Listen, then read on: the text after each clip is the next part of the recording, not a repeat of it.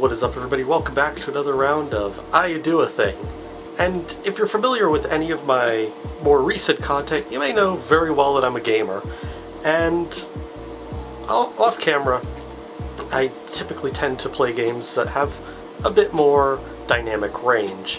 1 minute, I could be sitting in a very, very quiet area. It's all peaceful and all no audio. And then instant, rapid, unscheduled boss battle, and it's just annoying. And it's just, why do I hear boss music? It's just horrible. Now, normally I quite like that. I mean, it's a really nice bit of audio. It makes the audio sound pretty good. It gets the point across.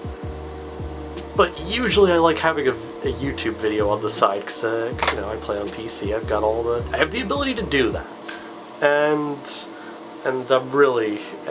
some games like Warframe, when they really get loud, they get really, really loud. It's a bit of a thing, and I can't be bothered to be going into the menus and just lowering the volume all the time, or going into my computer's volume menu and doing the same thing. It requires pausing. It's just a whole lot of stuff to get it done.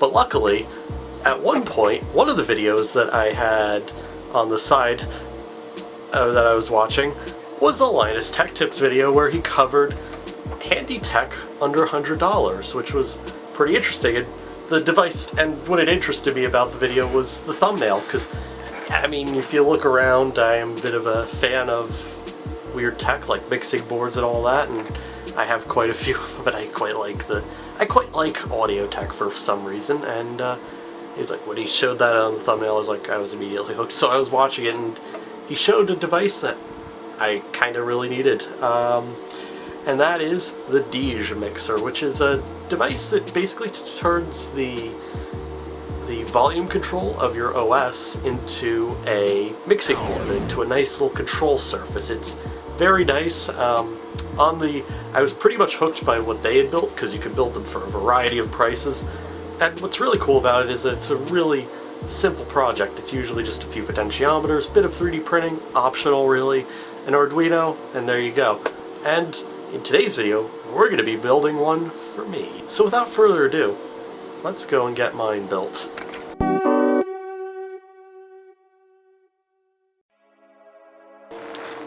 For this project, I wanted to go all out like I normally do. Although I only had enough faders to make 4 channels worth of channels, I have more than enough buttons and stuff to make mute buttons, solo buttons, and even media controls for that matter. Now, because this is a project where 3D printing can be involved, my 3D printer is involved, and that will be used for anything made of plastic. Unfortunately, I don't really have much time or budget for any plastic or for any PCBs, and because of that, I'm going to be using one of these boards, or many of these boards. These are Geek Fun PCB perf board type things.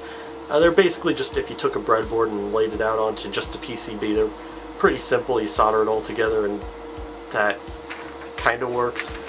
And that's most of it. As for an Arduino, my choice of Arduino is a Leonardo, with hiding all the way off camera, so I couldn't see it.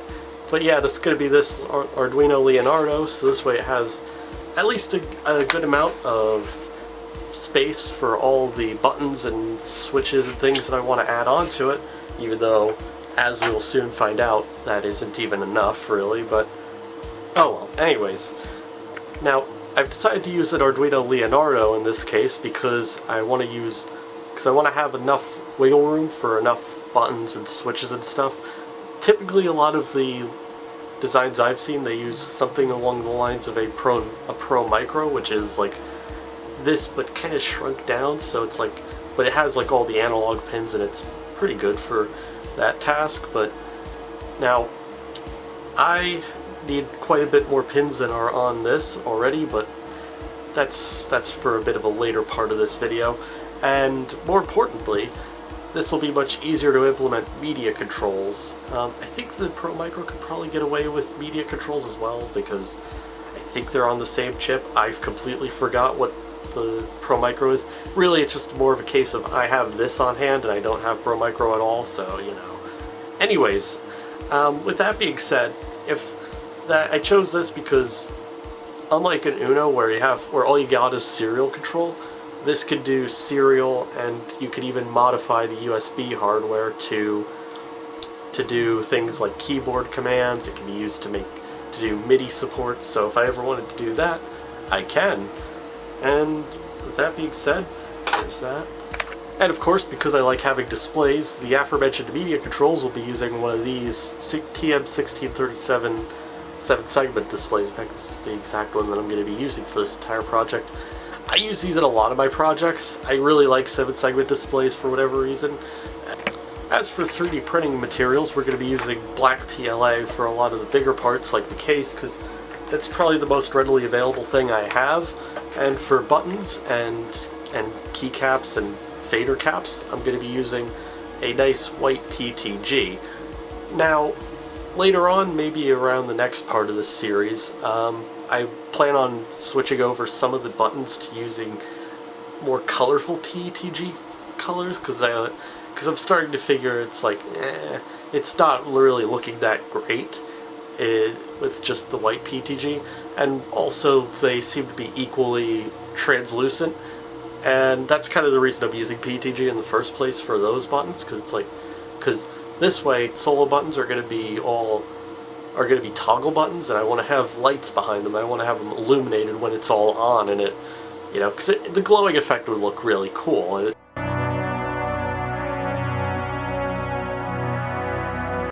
Now, for some reason, the first thing I ended up doing was printing out the faders and button caps. And although the button caps were pretty simple, the faders were kind of difficult. They took about 5 tries, and if you've been watching a lot of the live streams I've been doing leading up to that point, then yeah, it's definitely obvious that it took a while to build. And kind of hyping up this video the entire time during those live streams, it's insane. Yeah, they looked pretty good with the lights, and I was quite happy with them.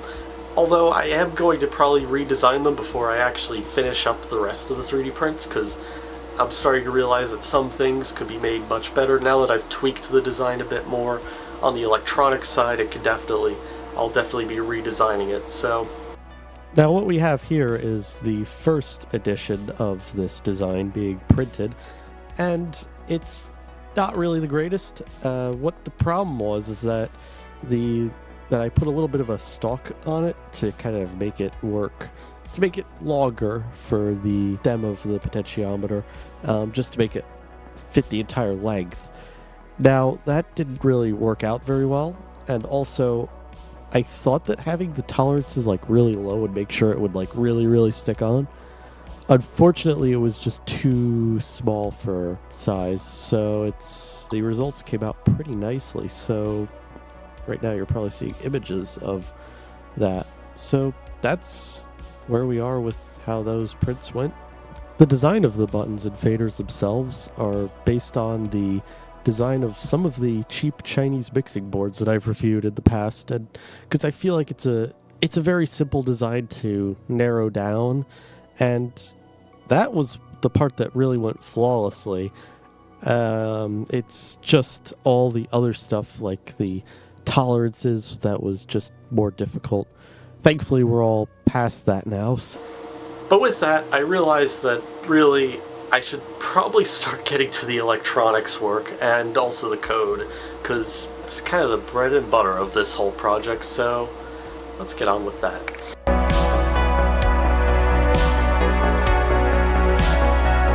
Although the core Arduino software for Deej is pretty good already, it's not exactly enough to control a bunch of solo and mute buttons and later on media controls, so I've taken the liberty to make my own version of the software, and this is what I came up with. Now, this is all a lot of confusing stuff, and what I did is that it reads all of those things, it puts it in a bit of an array. It's kind of quick and dirty software, so, it controls the lights, and really all the software does, at least for the default Deej software, is that it just simply prints out the raw slider value and puts a little pipe symbol through it, the line. And that's what I've done here. Although I've employed a bit of trickery on mine. So mine, if you're muted, it will multiply it by 0, which means that you will get no sound out. And that's kind of the whole thing. And that's decided by a whole lot of this code up here. Once all this stuff is done, I'm probably going to release all the codes. So if you want to take a look for yourself and see how it works, yeah, that's how it will all go down.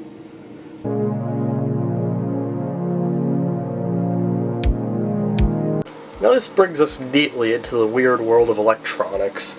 So we have a couple of problems on our hands. First, this Arduino doesn't even have nearly enough pins for all the buttons and LEDs and switches we have on this circuit here.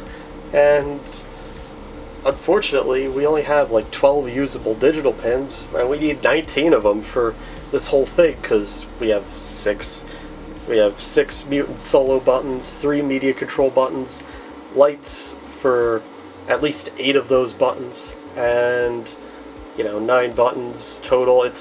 It comes out to roughly that. Oh, and the 2 pins required to drive this LCD display. It's quite a whole lot of stuff. Also, by the way, these lights don't use I2C like a lot of, like you may think they do.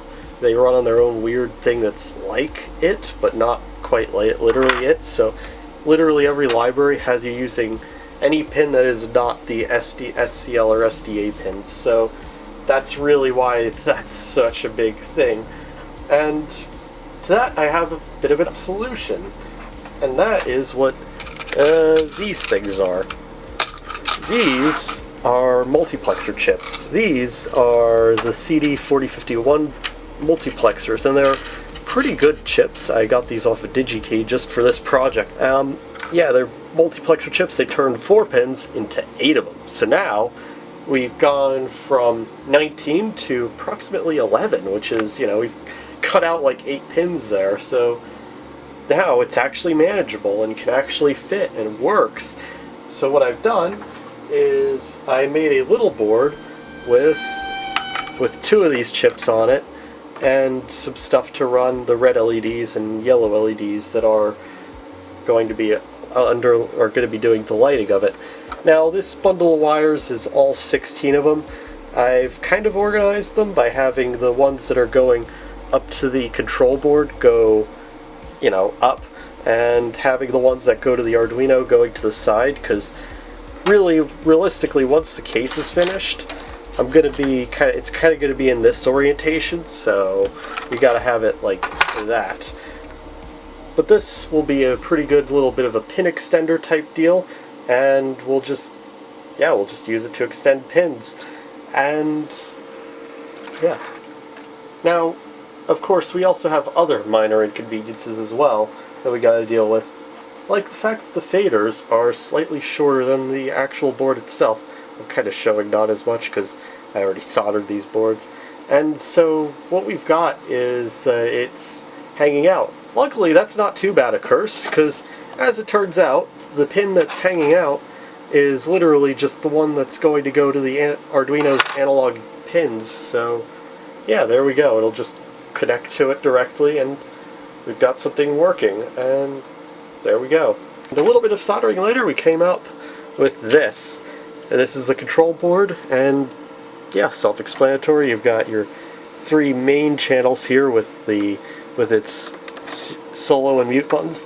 I didn't put one on this 4th channel because this 4th channel is supposed to be like a master channel, and you don't really do that with those kinds of things usually, at least on analog mixers like the ones I've used. And yeah, and these will be our media buttons, because I could only really fit like 3 channels onto like one board, and then I had to like put this 4th channel awkwardly there, and then I had all this other space because I had to use this board. It's a whole lot of confusion. So what I've done is I just made those media controls. That's kind of why we have media controls on there in the first place. As you can see, I've committed to do these. To do the fix of the overly long fader, I connected them up with these little wires here that just will run straight to the Arduino, and yeah, there we go. That's a lot of the hard parts done.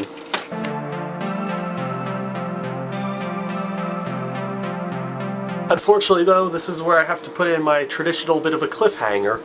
In the next video will be just a simple matter of combining these two boards and also cleaning them, because I have to figure all this stuff out, and just plugging it into the Arduino, testing out the software that I wrote for it, and designing a case that could hide this ungodly mess of wires and all this stuff, and hopefully everything will be working once we're done. But with that being said, that's it for today's episode. If you like what you saw, there's a like button, a subscribe button. I post kind of random content. This channel is a bit of a dumping ground for my interests, so if you like watching random things, like random gaming live streams and whatever this is, consider subscribing. Otherwise, that's it for today's video, and bye.